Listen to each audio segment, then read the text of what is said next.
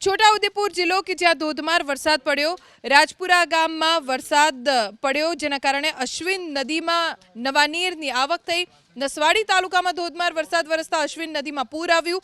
પૂરના કારણે રાજપુરા ગામનો કોઝવે પાણીમાં ગરકાવ થતા 200થી વધુ લોકોની વસ્તી ધરાવતું ગામ સંપર્ક વિહોણું બન્યું।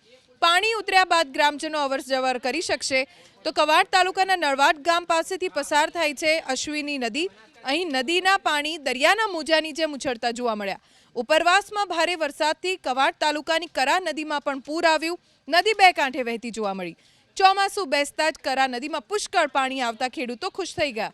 છોટાઉદેપુરની હેરણ નદીમાં પણ નવા નીરની આવક થઈ। બોડેલી તાલુકાનો રાજવાસ ડેમ છલકાયો। રાજાશાહી વખતનો ડેમ છલકાતા આહલાદક દ્રશ્યો સર્જાયા। તો છોટાઉદેપુર જિલ્લાના કરાલી ગામે ડાયવર્ઝન ધોવાયું જેને લઈ રસ્તો બંધ થતા 25 ગામોને અસર થઈ। જાંબુગોડા ગામના 2 કરોડના ખર્ચે સ્લેબ ડ્રેનનું કરાયું હતું નિર્માણ।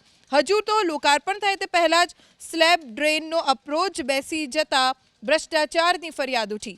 તો કડોલી મહુડી ગામ પાસે વરસાદને લઈને ડુંગર પરથી માટી રસ્તા પર ધસી આવી જેને લઈ રસ્તા પર કાદવ કિચડના થર જામી જતા ગ્રામજનો મુશ્કેલીમાં મુકાયા।